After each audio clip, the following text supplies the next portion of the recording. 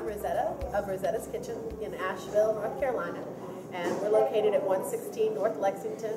We've been here feeding the family right since 2002, and today we're here to teach you how to make some of the foods. Today we're going to be making beans and rice the way we make it here at the kitchen. The bean of choice today, we went with pintos. They're a staple around this place. And this recipe would work for any of the larger dried legumes, navy beans, kidney beans, black beans, etc. You want to start with sorting your beans. It's very common to find rocks, debris, dirt, misshapen, odd beans. So that's the very first step. I use a tray. We start by dumping them on one side and then sorting them over to the other to make sure that we're getting all the debris out. You need to think about how long it is that you have to cook your beans. Highly recommend soaking beans because soaked beans results in a less fraudulent bean product in the end, which can be better for your friends and family. Soaking beans, there's two different methods. One is a long cold soak method.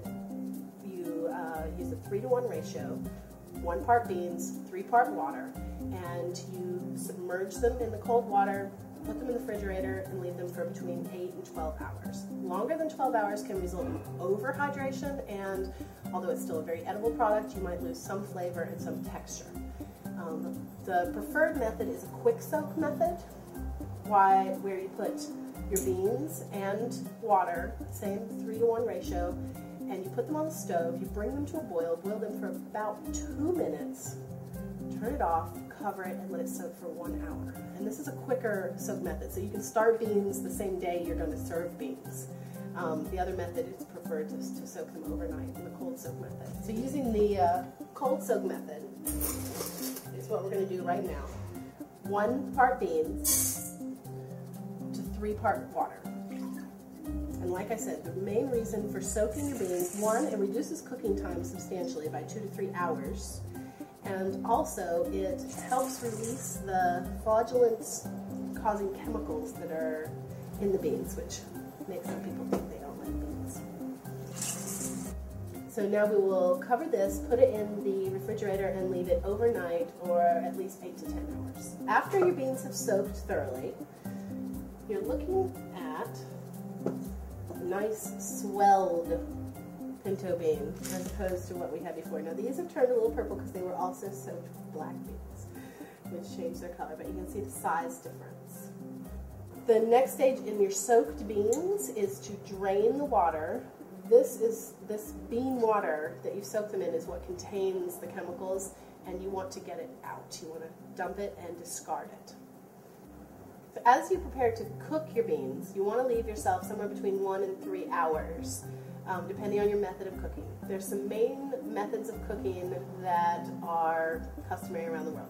Stove top, which you want a tight-fitting lid and a saucepan, oven for baked beans, and pressure cooker method. I'm not going to go into pressure cooker today because directions usually come with your pressure cooker, but I will tell you that if you have a pressure cooker that gets up to 15 pounds of pressure, you can have these beans done in under 10 minutes as opposed to between 1 and 3 hours. So today we're going to do stovetop method. You want to think about seasoning. If you season your beans as you cook them, it cooks the flavor into the beans, so you have a much tastier product at the end. These are some of my favorite bean seasonings.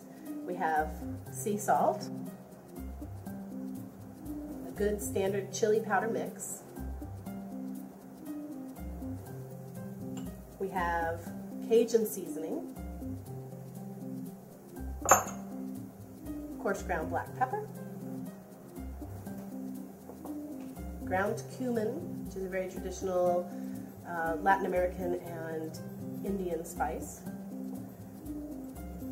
bay leaves, which is something that you want to take out of your beans before you eat them, and my all-time favorite, chopped garlic. As you season your beans, I don't want to give anyone a very specific amount because it's a personal thing. Cooking is an art, and how you want your beans is how you want your beans. And this is what makes cooking special, home-cooked food. However, there's some basic general guidelines. One general guideline that I think is pretty standard for everyone, is about 1 teaspoon of salt per cup cooked beans. That's a good starter. And then anything you move beyond that, in terms of the other spices, is where you get your flavoring from. Garlic is one of my favorite. So for this pan and this bowl of beans, I'm going to use about 3 tablespoons of garlic. Now raw, that would be really strong, but cooked for a long time with the beans, it'll be very mild. We're going to put in about 3 heaping tablespoons of garlic as we get started. I hand measure most of my spices. So for me, salt,